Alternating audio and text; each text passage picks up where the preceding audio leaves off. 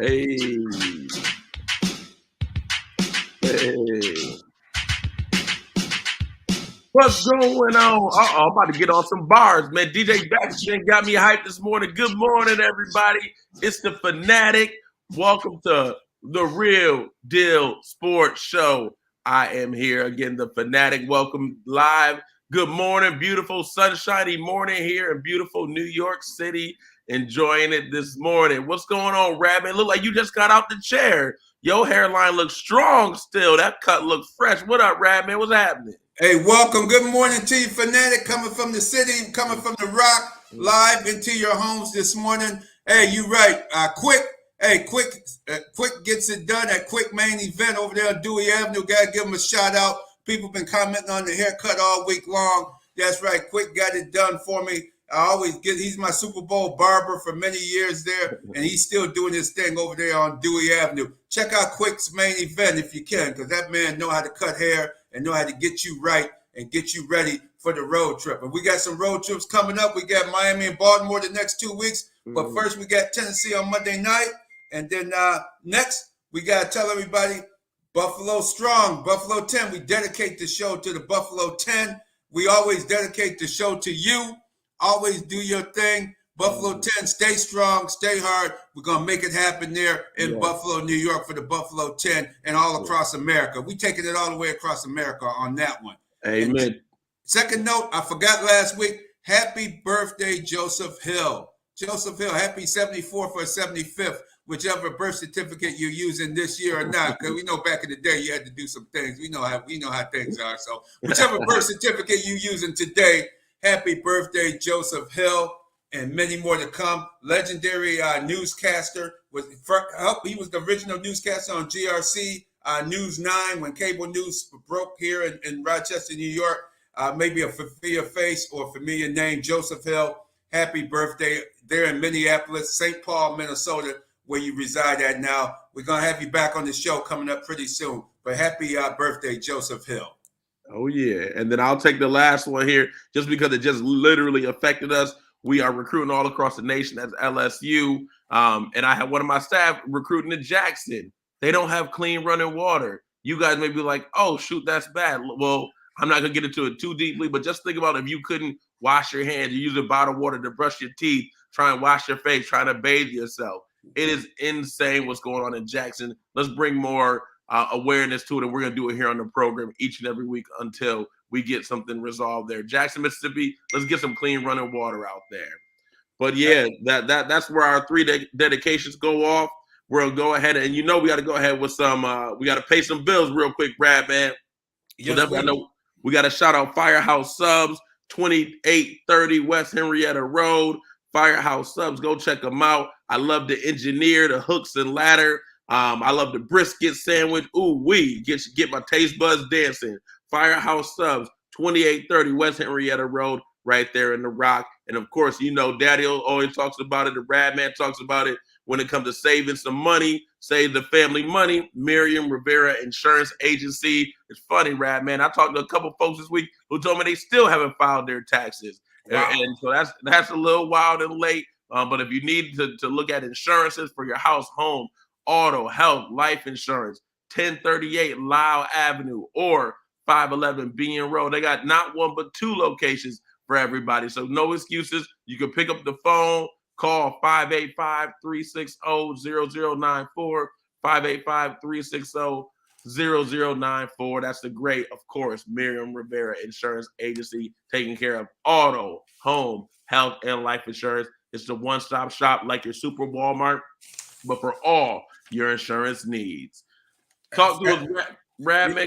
We got a big game on Monday night. Yeah. Home opener, man. How's it gonna look, Ray? I know it's gonna be an animal zoo on Monday night when the Titans come to town.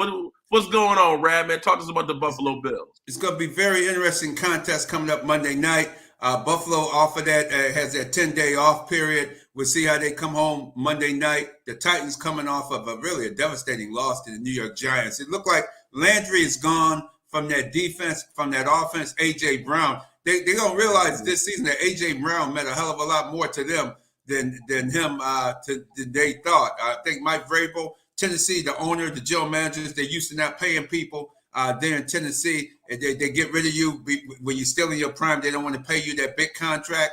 There's a lot of teams in the league, because remember, these owners make big time money just off the TV contract alone. And then you come in there parking and the whole 9 concessions.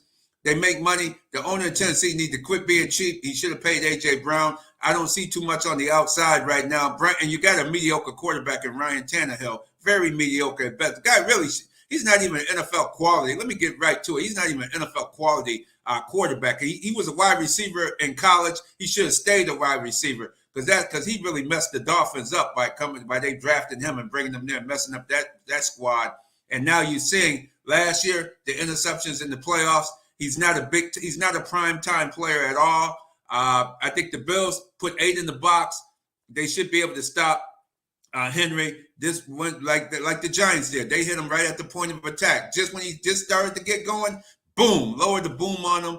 I'm concerned with Ed Oliver most likely being out. Didn't practice at all this week with the looked like a high ankle sprain or something, because he ended up taking the brunt of that big pile up on that 4th and 1 play in the Rams in the season opener against the Rams. He's not in there. Tim Settle also has some type of ankle or hamstring injury. He looks like he's very questionable. This is a game that I would love to see both of them play against a running type team. But if they're not able to go, I think Brandon Bryant will be called up off the practice squad. Brandon Bryant had a very good preseason, and he played very well toward the end of the season. He played very well in that Kansas City, that last game against the Kansas City Chiefs last season.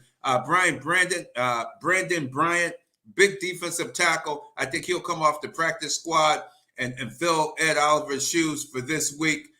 Maybe play a little nose guard or tackle. Boogie Basham. I think you'll see Jordan Phillips and those guys in a little bit more. The rotation is a little bit cut down, but they'll still be rotating guys in and out. I think the Bills defense can handle what they have on the offense. Dane Jackson is another injury. He was injured in practice earlier this week. If we without Dane and we're going with 2 rookie guys, I think the Bills need to look on the on who's that. Joe Hayden. I don't know what. I'll give Joe Hayden a shot. He's a veteran, very good player with the Cleveland Browns. Yeah, his best days are behind him, but I wouldn't be starting 2 rookies after this week, because you go to Miami and you got Tua with Waddle and all those cats, those wide receivers I saw that the Dolphins have that handled your Patriots last week with relative ease. Now, with relative ease, man. We don't need to go there. We don't need to go there. Man, they put it on them last week. So Tyreek Hill, of course. Yeah, and Tyreek Hill. Thank you, man. I knew I was missing somebody down there in Miami. Man, Tyreek Hill just looked like he belonged in South Beach, man. The way he come out there and do his little thing and everything. And then you got Jaden Waddle as well. I think by the time Buffalo goes after the Dolphins next Sunday, they should be signing somebody like a Joe Hayden or a veteran guy that has some veteran presence to bring in here to help out if Dane Jackson injury is serious. And it looks like it could be, because he hasn't practiced since the injury that happened back on Monday. He hasn't practiced at all. So we're looking at those injury reports. We're going to be talking with the coach later on today. McDermott has one last press conference since the game's a Monday night. We get to talk to him one more time. We'll get to feel him out on what's going on with Dane Jackson, because the Bills need him. Should be a good game. We'll get to our picks later on in the day. And we're going to get back to the Bills game in a few minutes. Because for all you people that my neighbors down the street, people down at the public market, telling me Josh Allen is the best in the league. He's the best on the planet. I said, wait a ho. I had to hold your horses on Josh Allen. I'm going to have a little proof about Josh Allen coming up with some of the sound bites coming up later on in the show. We're going to get to those sound bites. But let's get over to this. We're going to get back to the Bills in a few minutes. But let's get to this Robert Sarver clown out here, this owner with the Phoenix Suns. We're going to switch to NBA for a moment. How in the world can this guy still own a team after all the the guy said racist. He used the N-word repeatedly, told the black employee told him, say, hey, owner, that's not cool using the N-word. People don't, well, I'm your employer. I'm going to tell, he telling jokes using the N-word or in this or in that. Man, come on. Is this 19, hey, Finette, is this 1960 or 50? What the hell is going on? Man, so, a tiger can change his stripes and try and hide for a little bit, but it always comes out. And that Robert Sarver is a sick one. And the one piece that got me was just it's one thing when the owner does it, and he is ultimately culpable for it. But you know, it's a good old boys club, just like with Dan Snyder. He keeps getting protected and hoping we forget, and he gets to keep his job. But sticking on Robert Sarver and what folks have been talking about, some of my friends who work down in particular, one of my friends who works for the Heat has been talking about other owners I worry about, that Robert Sarver is one of the most pettiest owners, and they're all petty. They're worried about him outing them if he was going to be pushed out. So that's why I think Adam Silver got a little, he couldn't really push him out, and they didn't want to take it to a vote. It never went to a vote from the other owners because they didn't want to be outed by Sarver. They didn't think that he would go quietly, unlike a Donald Sterling. But the craziest story to me about it all was because of the culture that ensued. It was misogynistic. It was just sexist. Man, somebody need to go take a brick to this dude, man. And so to me, the craziest one, though, was when it was a coworker, a white coworker, talking to his black coworker. He always called him Carlton. And he's making a reference of Carlton from the Fresh Prince of Bel-Air. And then he was just like, hey, man, do the Carlton for me. Just do the Carlton. And you know, when a white man say to black, you telling me to dance for you, boy. Dance, huh? Do you want me to? Oh, heck no. Hey, the paws would have been on in my hands. That's not even a punch. Somebody getting these mitts all around their neck, man. HR, they said HR was non-existent. It best have been non-existent that day. They would have had to pull me up off of somebody telling somebody else to do the Carlton. Do the Carlton for me. Rabbit, could you imagine that you at work? He already annoying you. Stop calling me Carlton. Stop calling me Carlton. Hey, boy, hey, Rab, man, do the Carlton. You know you can do it. Do the Carlton, man. Rab, man, it's sickening, man. I can't believe somebody like this. I can't say that I'm not surprised. And this is where white America, y'all got to start looking inward. It's not all of y'all are bad people, but y'all out here. And then, like, to your earlier point, well, let me finish my thought. It's not all white people who are bad, but it's a lot of them who really look down still to women and the black people. They don't see us as equals, and that's the issue. And white people need to start calling other white people out. Bradman, what you said, the story that I read of it, it was a long story by Baxter Holmes that I read from ESPN. And it was, hey, Draymond Green gets to say the N-word. Robert Sarver at practice, hey, he gets to call other people the N-word. Why can't I? We got to explain it to you. Come on now. And then the other one that really had me dying was way back in the day, 2013. Robert Sarver was talking to one of his executives about who he was going to hire between Lindsey Hunter, a solid, not well-traveled, good defender, former player who was, of course, African-American, and then Dan Marley, a great Phoenix Sun, who was a three-point specialist. That part of the story was like, he told the executive, nah, I got a bunch of N-words with the ER on it. He just saying that in casual conversation. Wow.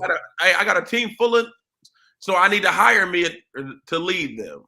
And so that's why he picked Lindsey Hunter, because instead of just saying, he could have easily said, I got a bunch of black players. I want to have them resonate with a black coach. That's why I'm going to hire them. Nah, he went and put the ER on it and said, these need to make sure that they're led by another one. So that's why I'm going to hire Lindsey Hunter. So this dude is just sick on all levels. And, of course, he does his, I didn't say none of this. Come on. And you telling me all these different people are lying on you? Stop it, Robert Sarver. The NBA was soft and weak on this. And it just really continues to drive home the terrible point of, if they don't have audio, if they don't have a video, you can just deny it and not have any repercussions. Because I'm sure he did something last week to offend somebody. Yeah, because I think what you're going to see too, and what I read earlier this morning in my early morning, because I'm always up early reading, before around 5:36 a.m. The best prep in the game is the Rad Man. The best prep in the game. Got to be ready. And in the article I read this morning, matter of fact, PayPal CEO announced that if he's not gone, they're going to remove their franchise, their sponsorship of the Phoenix Suns because they represent three. The coach, Kim, they must have an African American woman. That's on something in the front office there. They represent three people in the front, off the court, not the players, but off court. PayPal says they're going to remove their sponsorship, and that's what white folks understand is money. If these corporations start removing their sponsorships of the Phoenix Suns, besides PayPal, I think you'll see Robert Sarver going to walk off into the sunset, into his horse like John Wayne did. Get out of here, man. We don't need nobody like this. I mean, for him just to freakily and just blatantly talk like that. And then he sent pornography to co-workers and play. How you sending pornography at work and you the owner, man? What? Ooh, this guy. I mean, I guess he just thought it was his own personal piggy bank, which it really is. But you can't be. You can't. But you just can't do all that, man, and think everything's cool. That's these old school, outdated owners that he doesn't have no one pull them. People try to pull him to the side, and he refused to listen and refused to understand. Robert Sarver, you must go. We gotta get you out of here. Sponsors, remove your sponsorship. LeBron James and the other players should do like we did before to Phoenix, Arizona, with the Martin Luther King thing. We say, hey, we ain't going there. We ain't going to your hotels. We ain't traveling to Phoenix until we have a day for our king, a day fit for a king. Martin Luther King holiday. Phoenix rolled over finally and joined everybody else to celebrate a national holiday for fit for a king, Martin Luther King Jr. And we got to do the same thing to this clown. We're not traveling to Phoenix. We're not going there for the Super Bowl. We ain't coming out there and spending our money in Phoenix, Arizona, or any part of Arizona. And the sponsors move away. LeBron James and them should refuse. The NBA Players Association should refuse to play any games in Phoenix until this owner is removed. Get his behind out of there. There's other ways to get him out. The owners don't have to vote. If you don't refuse to play there, hey, then they're going to have to, the league then going to have to act on it and do something. I think Chris Paul and them, they need to move on and say, get him out of here. We ain't even playing for this guy. Yeah, you're right on, spot on, Rab, man. We saw the mayor talking about it, but you're right. What language does these white owners have? They consistently shown what matters to them? The color that they see all colors, especially black. That's why they always talking about us negatively like this, even though they're making all the profit off of our backs. 90% of the league and 90% of his team being black. Is that, we got to start taking funding. So I definitely implore and hope that big corporations will start to take money away from the Phoenix Suns, and then they'll listen. And so that way will definitely hit them home, and I think will create the change that they're looking for. Yes, and now let's roll over to Jackson, Mississippi. Man, we got a guy, a Hall of Famer by the name of Brett Favre. I remember seeing him play. I never was a fan of this guy. I said, let me give that footnote. I never was a fan of this guy from Mississippi.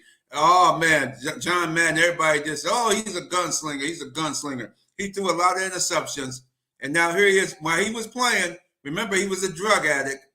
The man was popping pills high on the field. He admitted to popping pills and being basically a drug addict for many years in the National Football League. Drinker, alcoholic, the whole 9 yards. Then when he gets in the final years of his playing career, he goes to the New York Jets after he went to Minnesota and got beat up in the playoff game there with the Vikings. Bounty Gate. He goes to the Jets, and then with the Jets, he's sending sexual messages to a masseuse. It must be something about these masseuses these players like or something. I don't know. Him and Deshaun Watson, I don't know. But Brett Favre on his phone, the girl turns it in. Very little is done to Brett Favre at the time for sending all these sexual explicit messages to a masseuse hired that worked for the New York Jets football team. When Brett Favre was nominated for the Pro Football Hall of Fame, you heard none of this. Shannon Sharp had a good commentary on him earlier this week. You heard nothing about this man's transgressions leading up to the Hall of Fame vote. You didn't hear nothing about his drug addiction, playing in the National Football League on drugs all those years, popping pills, drinking all this liquor, the whole 9 yards. Then you didn't hear nothing about the text messages to the young girl, a young girl too, a masseuse with the New York Jets. You heard nothing like that. Terrell Owens didn't break the law, didn't do anything wrong, and you all over Terrell Owens all week long. You heard all about every little thing. But Terrell Owens never broke the law, but you had so much negativity toward him, but none toward Brett Favre. Okay, now Brett Favre's retired now. Now we hear this man's name come up again. And where does it come up at? The state of Mississippi. Yeah. Now, what could Brett Favre could have done down there in his home state? Yeah. Come to find out, Brett Favre was pushing millions in welfare money to pay for a volleyball facility at his daughter's school, and took some of the welfare money to pay for his daughter's school, and then on top of it, the volleyball arena at his daughter's school there. I don't know why they wouldn't get money from somewhere else. Why would you be taking money from the welfare people? And then on top of it, Brett Favre had speaking engagements. They paid Brett Favre $1 million to do speeches at around the area, I guess around Mississippi, the state of Mississippi. They paid him $1 million. He didn't do one speech. This man didn't speak nowhere. He can't really speak anyway. He kind of ignorant old ass guy anyway. Ignorant redneck. That's really what he is, man. He ain't no speaker anyway of the English language. But you paying him $1 million. You take the money from the people accounts where that money should have went to the welfare for mothers, daughters, children. Feed the children. Feed the people that need help there in the state of Mississippi. But if somebody with that EBT card would have abused it for, let's say, $400, let's say they abused the rules of the EBT card, you'd be trying to put them in jail for life. Mm-hmm. They be putting the poor people in jail. This man just stole $1 million worth of welfare money. He walking around free, laughing and stuff. What kind of what's going on? Come on, we know what it is. It's the privilege of it all, and so he gets to be taken away. But they always the American government, really, it's all across the world. People want to be weighing the heavy hammer when it comes to people who are poor, brown, women. Like it's all across the world, and so when you get to be in the white community, it's a whole lot of privilege. And so Brett Favre, you're right, all the time, drug addicts sending lewd pictures. Things like that, drugs, but he's just a gunslinger. Oh, he's just drawing it up in the backyard. They talk about black people couldn't read defense, and Brett Favre didn't know what was going on. He out there just throwing it. He didn't have no idea. So it's sick to me now that he's in the state of Mississippi and they're going through a water crisis, but Brett Favre is out here not doing the speaking engagements, getting paid, and then going ahead and really funneling this money, really doing. Obviously not insider trading because it's not with the finances in that particular way, but really he's on the inside dictating where money that should be going for welfare and for the people who really need it, especially now. Again, we're told Mississippi, they don't have running water. Everybody needs tons and tons of bottled water to just get through your daily life. Like if you just think about it, everybody, when you just turn the water on, you sometimes let it just run to get it hot, a shower. If you had to really use bottled water for every piece of water that you needed, it's insane. So Brett Favre is now pushing that money that you need for welfare to say that you're going to have a shortage in a month or so he can push for a new volleyball facility at his daughter's school when it is. He can certainly pay for it himself almost. He can definitely get one of his Wrangler, some company that he's working with as a sponsor to help pay for that, but he's going to take the public's money. It's just sick. Come on, public's money. Why are they taking that? It's the same old, same old. So Brett Favre, definitely our eyes on you, and we're gonna keep roasting him because it's definitely deserved. He was a solid quarterback, but definitely somebody who his off the field transgressions definitely makes him somebody who's less and less likable. And to me, we need to start roasting him and what he's doing for the actual public in Mississippi is just terrible and sickening. Terrible and sickening, and he should be in jail and held accountable for that missing money. And for the governor and the people who are in charge did not give money to the poor. The poorest state in the United States. Last in everything. Last in education. Last, come on. Yeah, come on, man. And you talk about the red, white, and blue. Come on, man. This is why people really ain't down with the red, white, and blue because we see how you treat black and brown people repeatedly. Treating black and brown people with utter disrespect. And that's total disrespect for the people, the black and brown people of the state of Mississippi. That you couldn't put that money into that plant to make it a better plant so that the water could always be fresh and clean and pure, nice water. I mean, what's going on? You couldn't do none of that? I mean, come on. That's just straight up racism and hate for your fellow man and woman in America. That's what that is. Just straight up hate. And Brett Favre, you should be held accountable. They should, haul it. Like I said, that man's name should not be held up with pride because he was a clown, man. He played, and like you said, he ran around in track. But yet you turn around and say Patrick Mahomes. Some guy the other night was saying, "Oh, he playing street ball." What the hell is street ball? Is there a street ball league? Is there a national football street ball league? What the hell is street ball, man? Come on. Why these commentators always want to say Patrick Mahomes is playing street ball But Brett Favre is, oh man, he's just creative and he just cats me out. Oh, he's just doing this and that. I'm so sick of Brett Favre, and you announcers need to stop talking about street ball until you tell me or show me where is the National Street Ball League at? Where's that league at? And where do they play their games? Because I want to go watch some of these street ball games. If the way y'all say it, because man, if there's more guys playing street ball like Patrick Mahomes, I want to go watch them. I don't want to watch these slow old guys that can't throw the ball. Chase Daniels, he backup quarterback for the Chargers. Said he been holding a clipboard for 13 damn years. How can you go hold a clipboard for 13 years, man? Yeah, man. But brothers got to play, huh? Brothers just got to go out there and play. They can't hold a clipboard for 13 years, huh? Fanatic?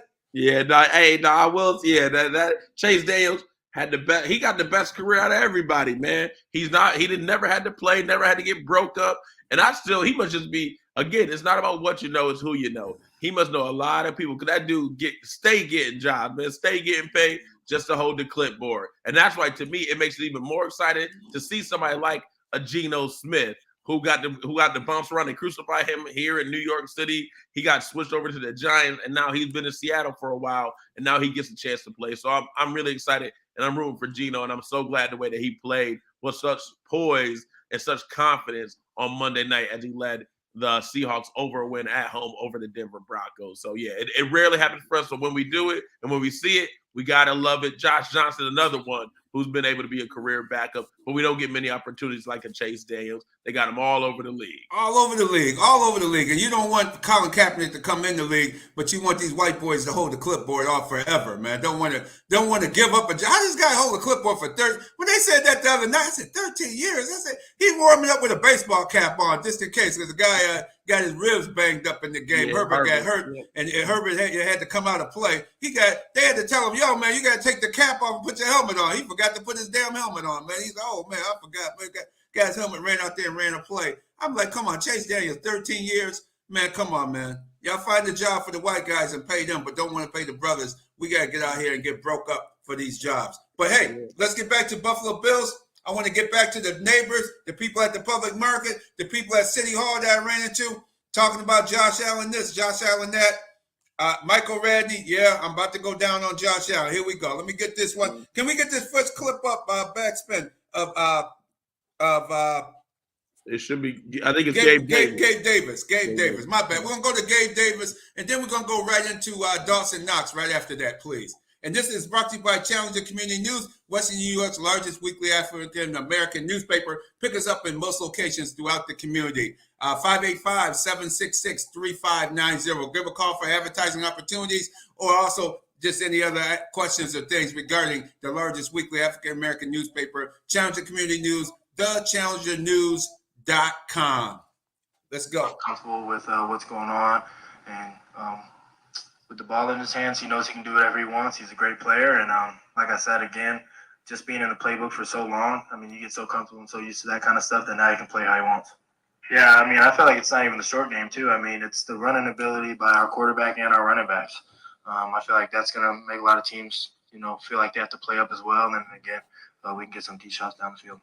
One of the biggest steps we've seen is just how he goes through the progression quickly, too. Like, he can get all the way to his fifth read, within seconds, which is insane to deal with what he has to deal with, seeing defenses, diagnosing it, knowing when he's hot off blitzes, and then being able to go through his progression and get all the way down to the check down.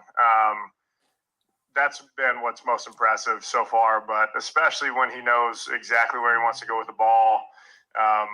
He's lethal. I mean, he's looking off safeties because he knows he's throwing over this way. It's almost like a video game to him now. It's impressive. Yes. Did you hear those guys? Gabe Davis was the first one talking about he's been in the playbook now for 4 to 5 years now, and that was Dawson Knox, who I really enjoyed him saying that, hey man, now he's progressed to getting his fourth or fifth read, and he's now able to read the defense quickly enough to be more effective in the National Football League. And that's why in the end of his fourth year, the light bulb finally went off last season. And then this season, he looks to be off to a very good start. But for you people at the public market, City Hall, 19th Ward neighborhood, and the guy that stopped me at the Walmart last night talking about the commentary, I just want to say to you, this is proof. It's taken this man 4 to 5 years to get there. Patrick Mahomes did this in his second year, guys. The top quarterbacks in the league can do this in their second to third year. Pick up the fourth or fifth guy, the fourth or fifth read. I'm happy Josh Allen is finally there or getting there with his fourth or fifth read. But you got guys that was doing this in their second, third year in the league. He's a good quarterback. He's up and coming. But keep in mind, right now, Patrick Mahomes is the best quarterback in the National Football League, hands down. What we saw him do the other night, run away from Khalil Mack and Bosa and throw the ball while his feet were in the air. I mean, he leaped to throw the ball, knew when he was going to take a hit, and threw that ball 60 yards on a strike to the receiver for a touchdown, or the side underhand pass that he threw for another touchdown in that game while escaping the rush of Bosa, because Bosa and them was on him. I'll tell you, the Chargers actually outplayed the Chiefs the other night. But everybody, Patrick Mahomes is the best quarterback right now. And the Bills, now Josh Allen got a chance to be the best Bills quarterback in the history of the Bills because Jim Kelly couldn't run. When Kelly came to the Bills, his knees were bad. He couldn't move. He used to be able to run when he was at the University of Miami, but when he hurt those knees, and then with the Houston Gamblers of that league, of the USFL. But right now, Josh Allen has a chance to be the best quarterback, and he's closing in on that. Your comments, Fanatic, of why Patrick Mahomes is still the best quarterback in the league, and then not Josh Allen. I was just having this conversation, and it must be something going on here in the water. Hey, even here in New York City, we're hearing that as well. But yeah, Josh Allen, I think everybody just love to see the new guy. Everybody loves to see the new guy win. Sometimes the old reliable is still the best one. And so that went for all the time. I still think Tom Brady always was the best quarterback, even with the different folks coming around.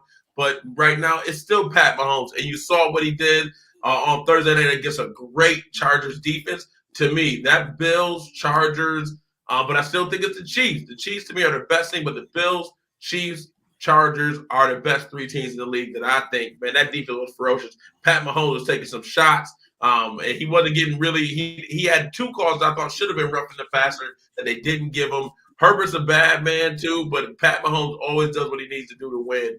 And so yeah, to me, Josh Allen, I think he could try and get to Pat Mahomes' level this year. He's slightly under. I think Josh Allen, to me, I saw last week, Josh Allen's playing for the MVP. He's gonna be out here trying to make those Heisman moments like you do in college, stiff arming a guy and trying to run somebody over. Man, he better protect himself because people are gonna be lowering the boom on him. And so, to me, Pat Mahomes, number one.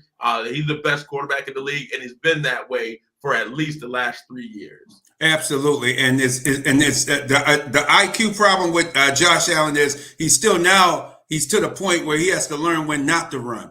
You don't run when you're 2 touchdowns up. You give the ball when the game's in doubt. Yeah, take a chance on running, but you need to be upright for the entire season. Hand that ball off in situations when your team is winning by 7 or 10 points, even 7 to 10 points. Your team is winning. Run the football. He got to know when to run it. You're not playing for the MVP. You're playing for the Super Bowl. Don't get yourself injured in this season right now. And we got our guest coming on, courtesy of Miriam Rivera. Insurance agency. You go see my girl Miriam. She'll save you a heck of a lot of money like she saved me. Man, she's still saving me money with the plan that she has me on right now. We're going to go to Fantasy Frank is our guest coming on right now. Fantasy Frank, welcome to Real Deal Sports Show. How you doing? Welcome. How you guys doing today, man?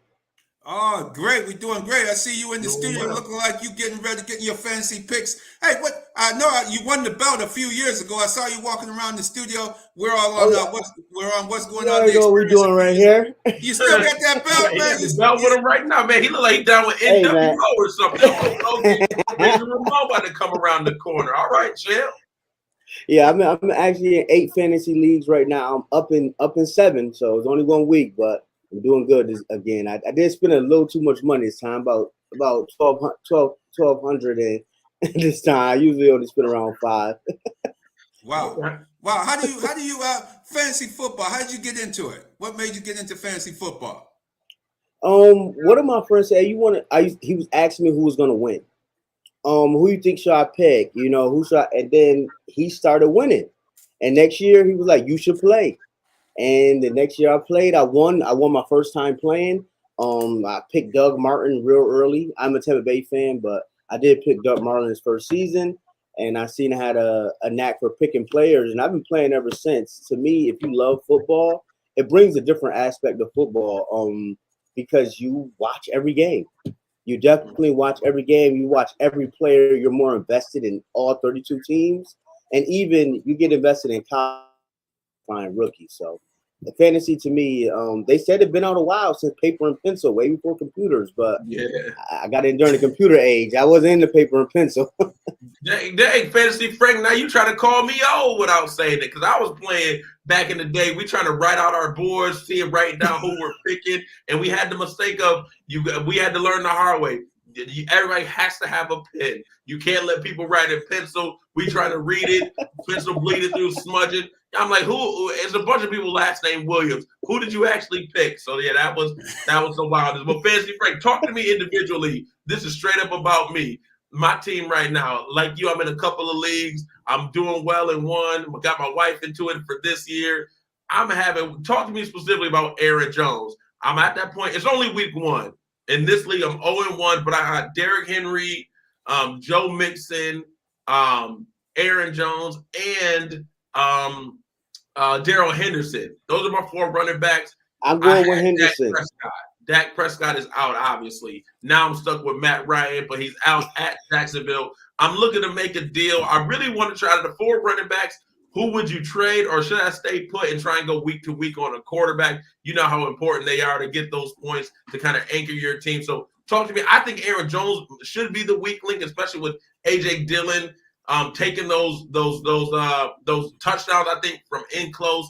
What do you think about who I should trade out of my 4 running backs again? Henderson from the Rams, Aaron Jones, Joe Mixon, Derrick Henry. I'm a little concerned about Derrick Henry, too, with him having no receiver. Traylon Burks from the SEC, Arkansas. They're going to have to get him going to get people out of that 8-man box. So talk to me. I need a quarterback. Should I make a deal this week? Should I just let it ride with Matt Ryan, try and get to 1-1, and let my skill players take me to hopefully a championship this year? If Matt Ryan did do good, he threw almost 300 yards. You know, Michael Pittman was in the game, just nobody else to throw to. Jonathan Taylor, he does get a lot of his passing there, but the main person I would be worried about, like you said, is Aaron Jones. He shares the ball too much with Dillon, especially in touchdowns. And, you know, in fantasy, you need those extra 6 points. I will go with Henderson. It looks like Cam Akers isn't the Cam Akers that we thought was going to be the last 2 years. He came off that injury. You've seen him come in through the Tampa Bay game. He fumbled a lot during that time. You've seen him during the Buffalo game, instantly hit. I think he almost had negative yards. Then they're saying Henderson is going to be the man. That was a good pick right there to get Henderson, especially after it was going Cam Akers. With the quarterback situation, I would stick with Matt Ryan unless there's somebody like Trey Lance that somebody didn't do, or if Derek Carr. Derek Carr is not picked a lot, and there should have 2 easy games that's coming up. So I will go with that. But Matt Ryan is a good pick, but he is touchdown dependent, and Jonathan Taylor usually takes those touchdowns. Yeah. Great thoughts. Brad, man? Wow, you got those excellent picks. I see you have to know your players. And do you before you start your pick, do you put your own board up first before you start drafting? And of course, you have to see what the other people in front of you have drafted before it comes to your term. So do you already have a plan A and a plan B? Correct. In certain leagues, they tell your draft position early. Some people tell it right then and there. So you got to be kind of prepared. And what we do is kind of like mock drafts. We draft just in case to see what places we're going to be in. Are we going to draft first or third? But I definitely do have a board. I think you got to have a board. But what he was mentioning, he said is he got his wife into it. It's interesting that women win more than men because they're not invested into the players. They're unemotional. They only know the numbers. And, man, I played with a lot of women in the fantasies, and they're usually always in the playoffs because the unemotional challenge that we have as men. We're going to pick our players, man, that we like in college or on our team. We're going to stick with them, huh? Regardless. Yep. Women know the money and the numbers. That's all they see on there. That sounds like women. Hey, man, that sounds like you right on the money right there, Frank. Go ahead, Fanatic. No doubt. Hey, well, talk to me now. I'm not gonna have you give everybody your secrets, but just talk about if you're in a 10-team PPR league. For folks who don't know, PPR stands for points per reception.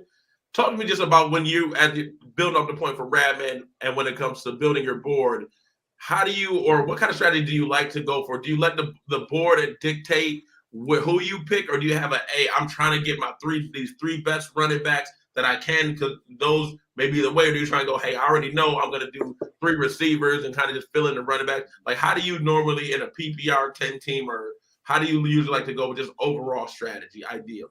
The safe way is running back. We know 2 running backs first. Anytime I get first 2 running backs, but lately this season and last season, actually, if you pick 3 receivers, they got 3 receivers.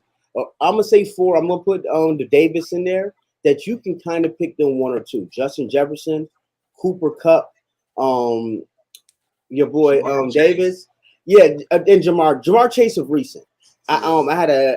Last year, I didn't suggest you put him 1, but it came out good. But Jamar Chase this year, definitely. I picked Justin Jefferson and Jamar Chase in 1 and 2 rounds, and that team is ridiculous. Yeah, they eat. So LSU boys right there, man. Yeah, if those 2 guys have changed the draft to how many times they actually get the ball, so I would go with 2 running backs normally.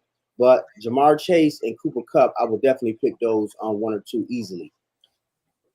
Excellent choices. And Fancy Frank, you have a new show that this debuted. Can you tell our listener audience how they can catch up with you each week so they can get their fancy picks right, or help them to get their things in order? What's the name of your new show? It is Only the Facts on 7 to 8 on Fox Sports. We go over fantasy and we do FanDuel. So if you pick every week, we definitely go through all the players. Definitely win money with us. We won a lot of people money. So definitely, if you need those picks right, we're going to have a phone number soon so you can call in and actually get some advice also. Excellent, Fancy Frank. Every Sunday, WHTK, Fox Sports, 1280 a.m. down the dial. 1280 every Sunday morning, 7 a.m. to 8 a.m. Help you finalize your picks out there, everybody. Hey, it's just not Real Deal Sports Show. I'm turning you on to other outlets which can help you win some money, just like you won money with us last year, and you about to win money when I go over the picks, me and the Fanatics shortly. Fancy Frank, any other way people can get in contact with you? Well, you can catch us on all the different podcasts, Apple, Spotify. We're all the major platforms, even the small ones. Just type in Only the Facts, and it's with my boy Diamond and me, Frank Gold, Fantasy Frank. Excellent. Fancy Frank, thank you for coming on Real Deal Sports Show. We're going to have you on later in the season as we get closer to the playoffs for the fantasy leagues and the whole 9 yards, giving everybody updates, because you the main man. You the man. Hey, you carry that belt. You done had that belt for about 3-4 years, man. Man, no more leagues want to give out the belts. They don't want to. Yeah, you'll have them all the way it seems, man. Well, it's very good. I thank you on the Fanatic and Radman for having me on here, and hopefully we should get a little fantasy going between each other, man. Sounds like a plan. Real Deal Sports Show, Fancy Frank. Only the Facts every Sunday, 7 a.m. to 8 a.m. Fox Sports, 1280 a.m. Check my man out. Fancy Frank is giving you the real deal on the fantasy side of things. Have a great day, Fancy Frank. You too, man. Thanks for having me. Appreciate you, man. Good luck this week, man. Good luck. Yep. All right, and we're gonna roll right into we're gonna go right into Leslie Frazier, our defensive coordinator. Leslie Frazier returns to Real Deal Sports Show, making his first appearance this year. We're gonna have his a backspin. Let's go to what he's talking about with Christian Benford, the rookie cornerback for the Buffalo Bills. This is Buffalo Bills defensive coordinator Leslie Frazier. Good afternoon, Coach Frazier. How you doing this afternoon? I'm doing well, George. How are you? Very well, good. Well, just interesting. I just was listening to Jim Rome show, and he had Christian Benford on. And is he always a low key guy? We could hear him, but he was it was like nothing phases him. Is that the kind of type of player he is? He's just an even keel type of guy. He really is. Sounds like that interview really displayed his personality.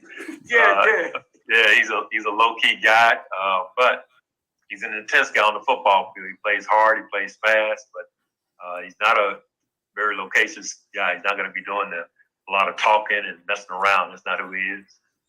Yes, and Villanova. What was it that brought you? I noticed he was Rookie of the Year his freshman year there in the CAA. I don't know what that is, that conference there in the that Villanova plays in. What was it that brought your attention to him as a possible option? Where when we were looking at his tape prior to the draft, we saw a guy who was just consistently making plays, getting around the ball, and showed good coverage ability, but played with a lot of poise, George, just under control all the time, and yet was always in great position. And so when you get guys like that are athletic, they're smart, always putting themselves in position to make plays, they kind of get your, they get your interest, pique your interest. And that's exactly what happened with Christian. And then we flew him in, had a chance to interview him, talk to him, get to know him. And just like what you saw in that Jim Rome interview is what we saw. He was kind of low key.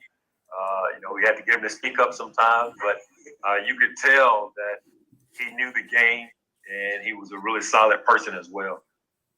Excellent. Man, some of those descriptions, that sound like you. Sound like the way you back when you were playing. It sounds almost good.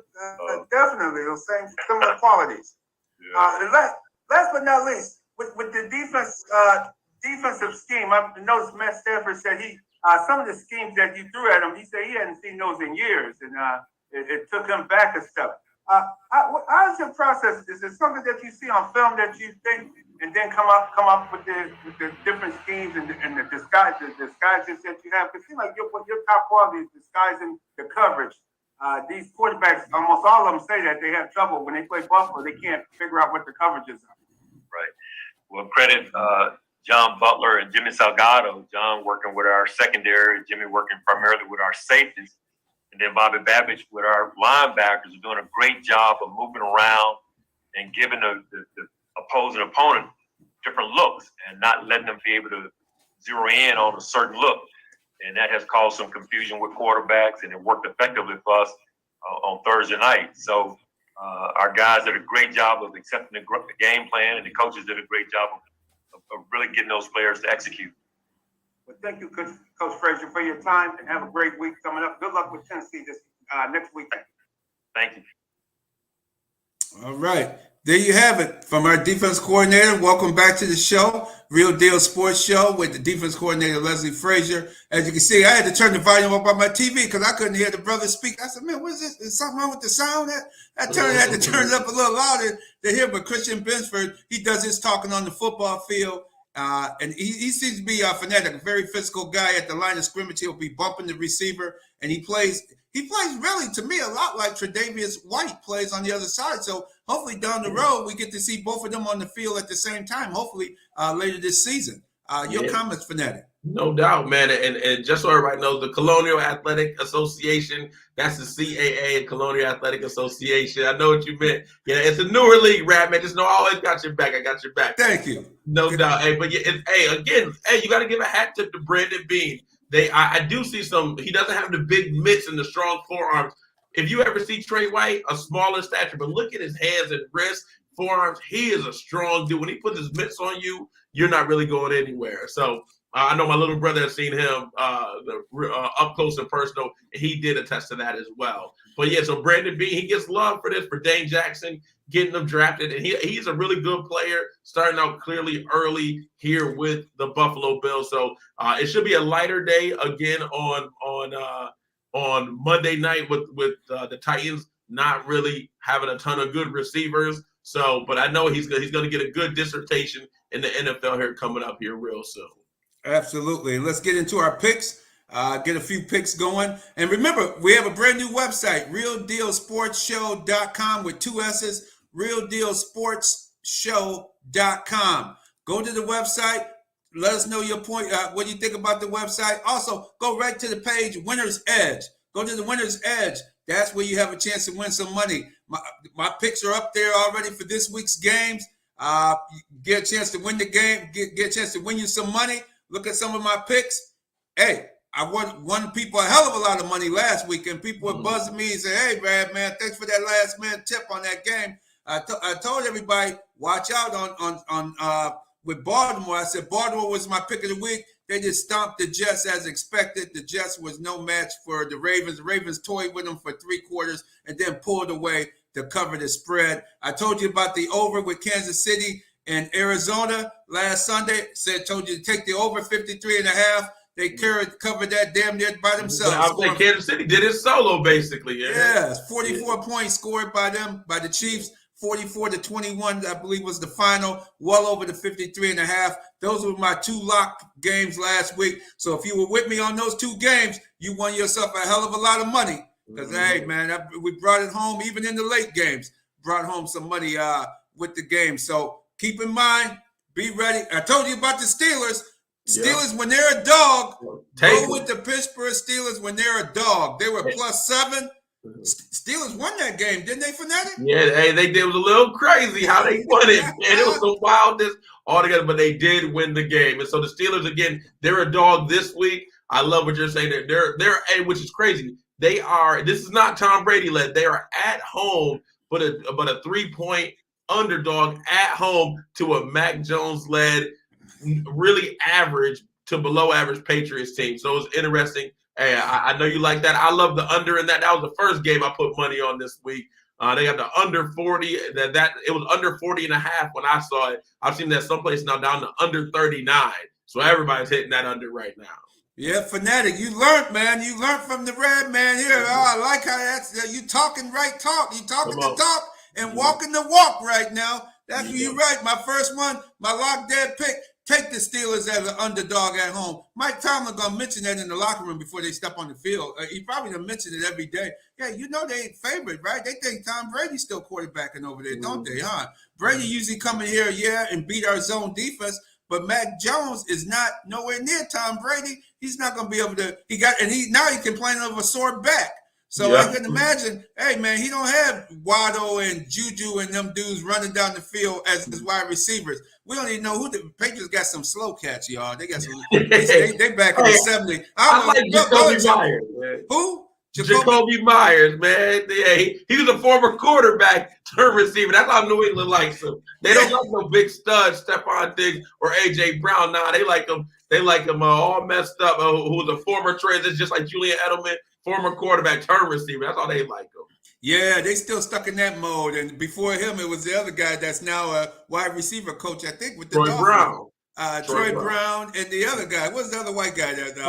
Wes Welker. Wes Welker. He's coaching too. He's on it. He's a wide receiver coach with for the Dolphins. For the Dolphins. I thought so. I thought I saw them mention him this past week. So Wes Welker. Hey man, those guys are retired, man. He's still trying to do stuff that when those guys played. But hey man, you can't do it. Take the Steelers as the dog. Bet them today. I put your money on it. The Steelers will cover the spread. They'll win that game. And at look like under 39, under 42. Take the under, as the Fanatic mentioned to you as well. One other game I like, the Cleveland Browns. Take the Cleveland to smash the New York Jets, especially if Slow Joe Flacco, the statue, is back there quarterbacking again. Robert Saylor's a joke, man. That guy, he a joke, man. After the game, he talked. I got receipts. I got receipts. He got receipts, man. You better go ahead, man. You're going to be paying people in a minute, man. Man, they're gonna run him out of New York, man, because he's a joke, man. How you talk about you got receipts for when you go? You got a statue as your starting quarterback because your Zach Wilson, once again, they messed up on the draft pick. Zach Wilson's hurt again.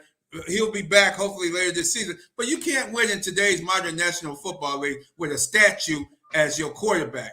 You just can't do it. Take the Cleveland Browns. That's my other pick of the week. I won't even mess with the Dallas-Cincinnati game, but we know the Bengals are going to win that. Right, Fanatic? Right, Backspin? You know it. Hey, I'm going to make it real quick. Man, why you got to bring up the obvious? Hey, Baxter, I'm trying to save you. He ready to go in on you, man. Yeah, man. That ain't right. Don't even look for Dallas to win no more than 4 or 5 games, if that. Wow. You a true supporter of that team, man. Hey, franchise. I still rock our gear. You know what I'm saying? We still got the best gear in the league. Yeah, half of Rochester, some guy passed. He must live in the neighborhood. A brother passed my house all the time. He got the cushions, the seats, everything with cowboy helmets on it, decals on the outside of the car. Yeah, I was in Chicago last week, and we had hella Cowboy fans out there too, and we weren't even playing. But you know, It was a lot of 49er fans in Chicago too last week. So Yeah. It sure was. And for them to get rid of Wilson, I didn't know Wilson was with the Miami Dolphins now. I thought he still was in Dallas. I was like, wow, what did he get to do? yeah. You can't let guys like that go. He's very he was nice last year, and we could definitely use him. You know, he was nice in the spot, but you know that's Jerry for you, man. We get a good player, he get rid of him, or the good players that we do have are hurt all the time. You know, It's always something. it's always something. Always something. Yeah, you can't like Fancy Frank said. That's why men have trouble because we stay with the guys we like, and Jerry stayed with the guys he liked way too. Ezekiel Elliott, Tyron Smith, both of those guys should have been gone, especially Smith with all the injuries. Should have never gave Zeke all that money. No, just because you like him, man. And that's what Fancy Frank was on point. Fanatic, wrap up real quick on the other sports. No doubt. Hey, Triple G and Canelo, the trilogy fight tonight is really Canelo. Canelo should have been lost both of these fights, but Triple G, they robbed him at the first one. Triple G was a bad man, and I don't want him to get lost. He was my favorite boxer of this last 5 to 10 years, an amazing knockout artist. I do think, unfortunately, Canelo's going to take this fight again by decision, but I'm hoping Triple G's over 40 years old now. He's an old man, but I'm hoping he can just muster up one more fight, one more big jab with the left, big right hook to knock out Canelo to send a message and hopefully walk off into the sunset. Absolutely. That should be a good fight tonight. And remember, RealDealSportsShow.com. Go to the website. Check out the website. Winner's Edge. Go to the Winner's Edge page and see the picks for the games this week. 9.5. I do see Buffalo covering that spread. I'll give you the Buffalo game. Buffalo covering with 10 by winning 10 or more. But my lock of the week, the Steelers against New England and Cleveland over the Jets by -7. Hey, I'm gonna say real quick, Saints at home. You told them they're a dog. They always beat Tampa Bay. They're at home. They're a dog. Michael Thomas, AK, Alvin Kamara. Hey, take the Saints +3 at home. I got that one too. I didn't want to give away too much on the air, but I got that one too. That was enough. That's a money game right there, y'all. Make some money this weekend. Make some money with us. RealDealSportsShow.com. We'll catch you next week. Backspin, time for you to get it on. I look forward to hearing all the fine music you're about to play for us listening audience. No doubt. Free Brittany Griner as always. No doubt. Free Brittany Griner. Hopefully she'll be home soon. The Fanatic, the Rad Man, right here on the B1055 Real Deal Sports every Saturday morning, 8 a.m. to 9. And y'all stay locked in because the Back in Time Mix Show is on deck right here.